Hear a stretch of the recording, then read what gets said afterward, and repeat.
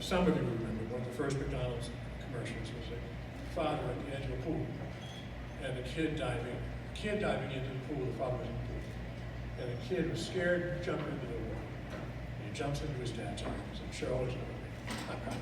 So I don't know if I'll make it through this, but I think that I will.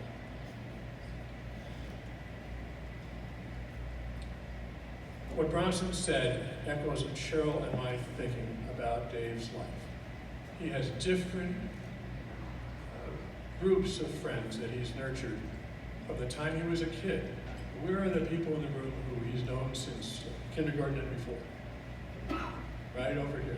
Kindergarten and before. Family members, table here. Great. We want to all welcome you to this celebration of Joyce and Dave's wedding. So there are those different worlds start, they're not going to be really linear, but we start with his passion for the WWF. A few stories coming there. Poker, golf, music, and other things that I probably don't know about. So the life in the Friesen household when Dave was pre-adolescent revolved around the WWF things, not WWE. So this was our routine. On Friday, Dave would watch Nick at Night. And something else. What was the other show that was on? The series of shows on Friday? TGIF, thank you. Earlier in the day, Dave and I would have gone to the local Blockbuster. For those of you who are young, remember the Blockbuster is, and get a WWF wrestling match video. So on our Saturday mornings, every Saturday morning, started with me Cheryl and I making pancakes and French toast. We watched WWF. Then we found out they were coming to Madison Square Garden, so we went. We saw what The Rock was cooking. He's coming back, by the way. I just saw a promo that he's coming back to the WWE. So we were front row people, Dave and I. So we're going to get good seats. So we're at the Royal Rumble in 2000, right in the front row. We got Royal Rumble chairs because we were sitting that close, and Dave still has one, and I have the other. So that led us to local wrestling. And there was ECW. It was you know, you remember Big Show? Big Show was like, I don't know, help me out, 500 pounds? We were in the front row. Sal Graziano. Was it? So there's like bicycle rack gates in the city on sidewalks. So the artists could come off the stage and walk around. So we're standing there in front row. And Big Show comes over, stands right in front of Dave. And Dave stands up, he's 6 inches up, and says repeatedly, "You suck! You suck! You suck!" True, Dave? Yeah. May I tell everyone what he said back to you? I shit bigger than you.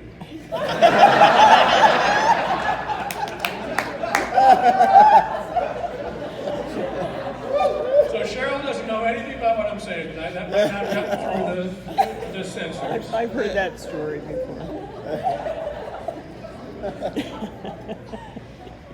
So there came a time when music became a big part of his life. DJ Tank.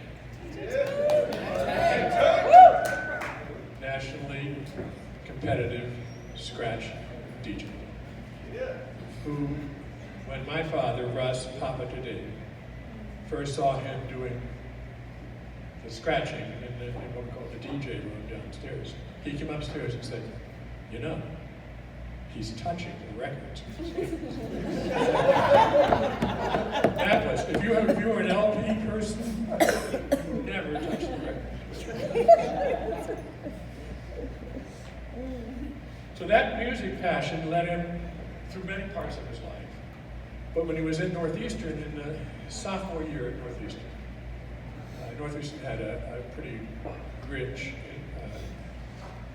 off-campus experience, internships. So he calls me. I was in Seattle. Cheryl called me first and said, when he calls, say yes. That's exactly how it happened. So he said, Dad, I'm going to do an internship in Toronto and live with a rock band. Second semester. I said, great, it's terrific, very supportive. And he did. He went to Toronto, packed everything in a U-Haul, went to their house, lots of ink and metal in the house, and they recorded a CD during the time that Dave was there, their second CD, and they put a credit to him at the end of the jacket, thanks to Lord Dave.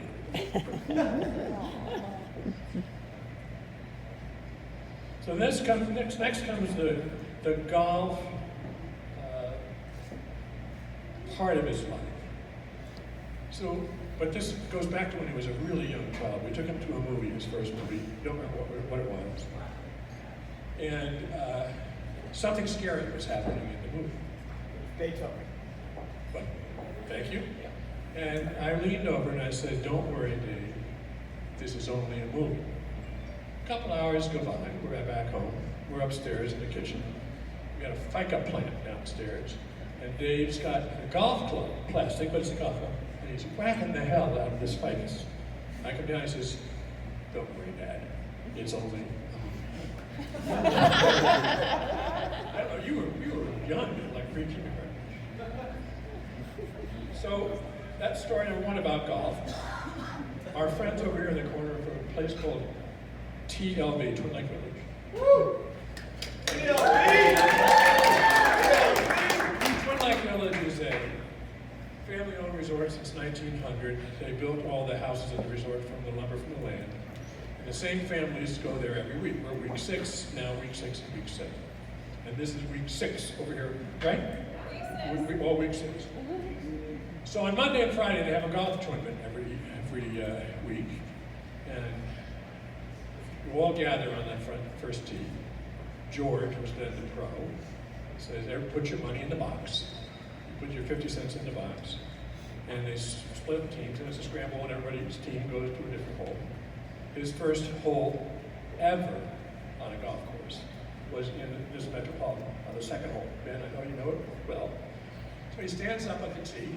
He's got a driver in hand. It's 102 yards. He's on the green. Turns around to me and he says, Dad, I like golf. Since then, you all know the story. Golf is a huge part of his life. We started going to golf tournaments together. And if you're a front row person, as Dave and I are, where do you want to be at a golf tournament? First tee, and right at the markers. So the caddies here, the players here, you could scratch them on the back of their head.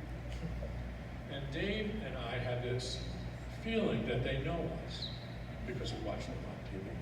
They'll be very quiet on the tee, and Dave will say, over here, you got this, Phil, just to get some reaction from Phil Mickelson. And when we did, that made the day to have that kind of acknowledgement. We would do that all around the course. Then one Christmas, shortly after my dad died, Dave gave me a trip to the Masters, and we were together. It's going to be hard. 2015, we saw Jordan Spieth's first victory at the Masters. And if you're a golfer person or a Masters person, you've ever been there, it's a majestic place. They opened the gates at 7, we were right at the gate. And we walked onto the grounds of the golf course, having learned golf from my father, Dave, from me. And we both broke down in tears, just being on the ground at Augusta. It was an incredible experience.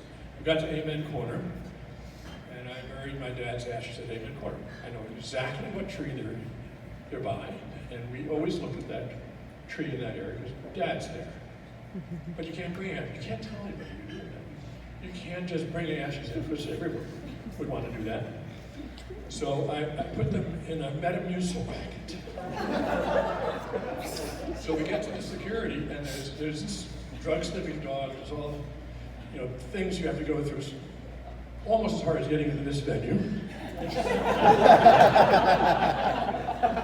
So I had the Metamucil packet in my my pocket, and you have to put everything in a basket. Luckily, the guy who was welcoming me in was older than I was. He takes a look at the medical use and he goes, well, that's good stuff. So Dad's at Amen Corner.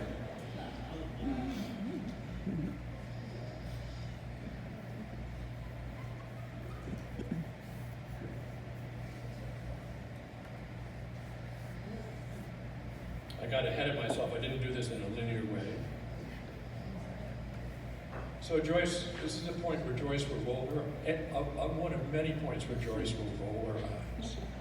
At a young age, Dave had a t-shirt that said, local celebrity. And this was perfectly premonition of the fact that he is now a local celebrity here in the poker world. None of us knew that that would happen when he wore that shirt.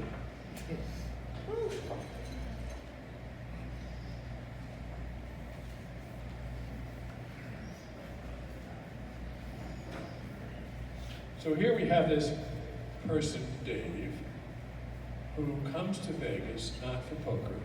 He comes because Joyce is here.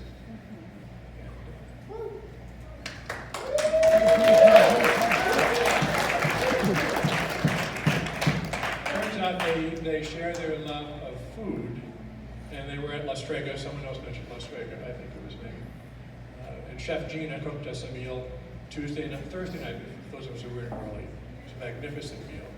But where is the front row? In a restaurant, a bar. So I know some of you may possibly have been at a bar with Dave. Just yes. Dave knows where he wants to sit at the bar. Always.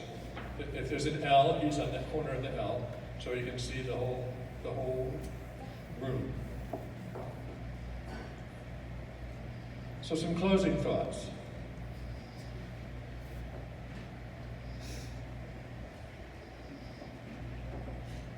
Dave has had 7 sisters. Cassie, Sunny, Lila, Lucy, Bella, Zoe. So, the little swizzle sticks in the cocktail bar is a picture of Bella in those swizzle sticks. So, he's been a lover of dogs. Joyce is also a lover of dogs. They have lovely Zoe and Zelda with him, not thankfully at the moment, but we all love goals and the joy that they can bring. So in kindergarten, this is now one of those non-linear parts. The teacher has you draw a silhouette, they draw a silhouette of you, and the kindergartners write adjectives. Speak adjectives of the kindergarten teacher, then writes them. Dave's number 1 attribute was trier, T-R-I-E-R, as a kindergartner. And that has lived with him to today. He loves life in the front row. And he's taken us to the front row in almost everything he has done. Greatly influenced by his grandparents, Nanny, Papa, Mommy, Marge, and Al. And we think that they're here with us because it's just the way it is. So your friends from childhood, TLV, music, poker, golf, all these worlds join today, your 7 sisters, to wish you the very best that you get. To conclude, we went to the President's Cup a few weeks ago in New York, and that's a rowdy crowd. First tee, and the Europeans are on the other side, and we're on this side, and we were dressed in the front row in American flag outfits, which later became somewhat of an Instagram thing. And we would sing this song, which later the U.S. team sang in the locker room, which we tried desperately to get into. We almost made it. And I'm going to ask for your help with this. the first chorus is just the word we. So let's all say we. We. We love. We love Joyce and Dave. We love Joyce and Dave. Joyce.